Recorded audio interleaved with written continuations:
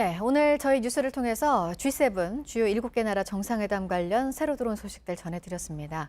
세계의 부를 지배하는 7개 선진국들의 연례 회담입니다. 또 미국, 일본이 포함돼 있어서 우리로서는 지금 관심이 높을 수밖에 없고요.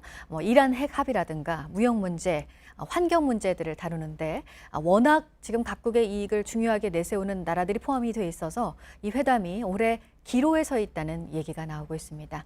최인택 중앙일보 국제전문기자와 좀 더 깊은 얘기 나눠보도록 하겠습니다. 어서 오세요. 안녕하십니까. 네, 지금 프랑스에서 열리고 있습니다. 네. 첫 만찬 자리에서 러시아를 다시 포함시키느냐 이거를 두고도 이제 7개 나라 지도자들이 열띤 논쟁을 벌였다고 하는데 워낙 이번에 논의하는 얘기가 경제뿐만 아니라 환경 얘기도 있고요. 앞서 말씀드린 대로 다 이해관계가 첨예해서 지금 올해 공동선언도 채택되기 어려울 거다 이런 얘기가 나오네요. 예, 그렇습니다. 지금 그 G7 정상회의가 열린 지 44년이 되고 있는데요. 네. 44년 만에 처음으로 공동 이 회견, 공동 이제 결정문을 내지 않기로 했다는 소식입니다. 이 자체는 예.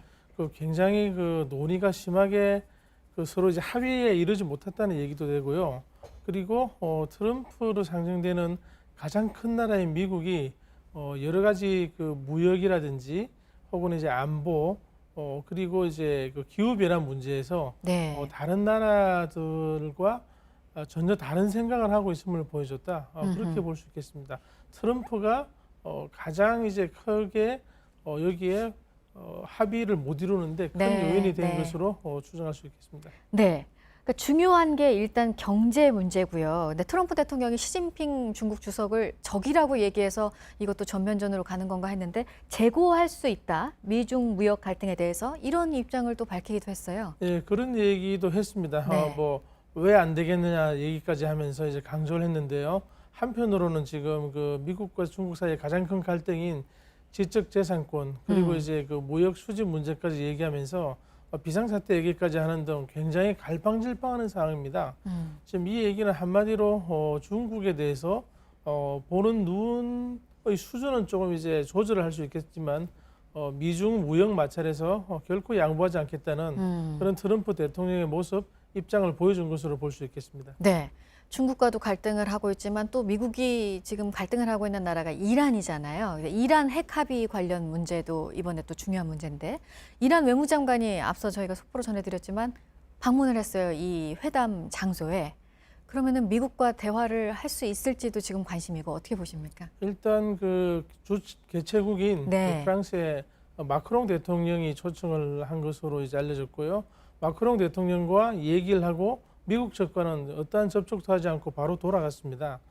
이는 지금 현재 미국을 제외한 다른 그 G7에서 이탈리아, 일본을 제외한 나라들은 그 이란 핵 합의의 주요 당사자인 유엔 안전보장이사의 상임이사국입니다.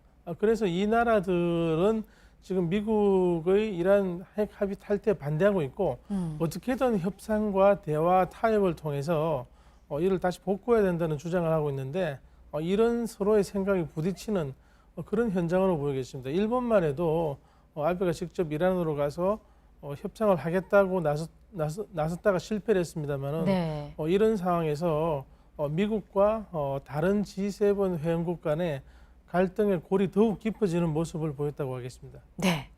그리고 우리로서는 지금 여기 G7 정상회담에 일본도 포함되어 있고 미국도 포함이 돼 있어요. 근데 미국과 일본 정상이 만나서 이 부분은 어떻게 보세요? 북한 미사일 발사에 대해서 약속 위반이 아니다라고 트럼프 미국 대통령은 김정은 위원장을 좀 두둔하는 모습이었고 아베 총리는 유엔결의 위반이다라고 얘기하니까 또 트럼프 대통령이 이해한다 이렇게도 얘기하고요. 이 분위기는 어떻게 읽을 수 있을까요? 지금 일본으로서는 미국을 상대로 북한 핵이라는 위협이 있고 이런 상황에서 우리의 안보를 이제 지키는 협력을 강화해 달라고 미국에다가 얘기를 하는 그런 상황이죠. 아베로서는 이제 국내에서 지금 지소미아도 파기되고 북한이 계속 미사일을 쏘는 와중에 그 여론이 별로 안 좋습니다. 안보를 네. 도대체 제대로 하고 있냐 이런 우려가 있는데 거기에 대해서 미국의 협조를 얻어내므로써 국민을 안심시켜서 어떤 국내 정치형으로서 그런 의도가 있어 보입니다. 그리고 지금 미국과 일본 간의 최대 과제는 우리 입장에서 보면 이제 안보라든지 네. 지소미아 이런 걸로 보이는데 네. 지금 미국 그 일본 언론들은 내년 9월 9월 말에 미중 무역 합의가 있습니다. 이 무역 협정을 맺는데 사실상의 FTA인데요. 여기에 대해서 이제 큰 합의를 이뤘다. 기본적인 원칙에 양 정상이 만나서 합의를 이뤘다. 이런 얘기를 지금 이제 앞세워서 보도하고 있습니다. 아, 지금 미국과 일본 간의 무역 네, 관련 얘기이신가요?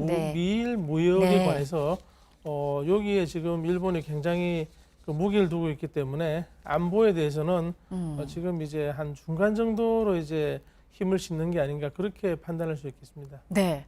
그리고 또 우리로서는 지금 아베 총리가 이 G7 정상회담 이 무대로 해서 또 우리와 갈등을 겪고 있는 것과 관련해서 또 여론전에 나서는 건 아닐지, 그래서 우리가 사전에 좀 나라들과 교류도 하고 했는데 어떻게 생각하세요? 지금 뭐 그 아베 총리로서는 당연히 그렇게 하겠죠. 우리는 이제 우리의 외교력을 발휘해서 이런 얘기를 하더라도 이거는 양국 간의 문제 혹은 이제 특수한 그 동아시아 사정에 의한 것이기 때문에 아베가 그렇게 다니면서 사실상 이간질이죠. 국제사회 특히 미국과 한국과의 관계에 대해서 굉장히 이제 안 좋은 얘기를 하는 것에 대해서 외교력으로 막아야 하는 그런 상황입니다. 그리고 지금 G7은 워낙 그 의제가 다양해서 이런 그 아베의 얘기에 귀를 기울일 상황이 아닌 것이 좀 다행입니다.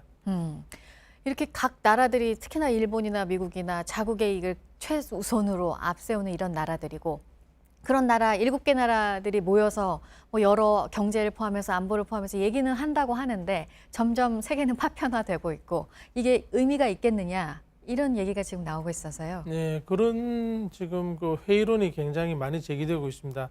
지금까지 그 국제 관계는 유엔이라든지 혹은 이제 그 서방 선진 7개국 가장 이제 힘이 있는 서방 민주주의 국가 7개국이 모여서 하는 G7 등이 뭐 굉장히 주도하는 다자주의가 지금까지는 그 국제사회의 그 어떤 견인차가 됐거든요. 근데 이제 미국이란 나라가 이 모든 나라들과 서로 이제 척지고 네. 서로 생각이 다르고 갈등을 빚고 미국 제일주의를 주장하는 트럼프의 외교 정책 그리고 통상 정책이 이제 전 세계에 문제가 되면서 과연 이런 다자주의가 언제까지 갈 것이냐, 앞으로는 이제 일방주의의 시대가 오는 게 아니냐, 그런 이제 관측들이 많이 나오고 있습니다. 특히 네. G7에 들어가지 않은 그리고 이제 민주주의 제도가 없는 러시아와 중국, 네. 이 두 나라가 빠짐으로 해서 사실상 어떤 경제라든지 이런 분야의 결정이 과연 전 세계에 먹히느냐, 이런 문제도 있고요.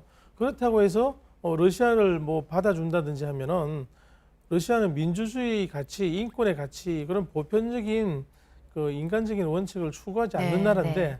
그렇다면은 이런 모임을 할 필요가 있느냐, 이런 얘기까지 나오고 있습니다. 그런 그 측면에서 지난번에 네. 러시아 가입을 두고 첫날에 이제 굉장히 그 만찬장에서 격론이 오간 것으로 좀 알려지고 있는데요.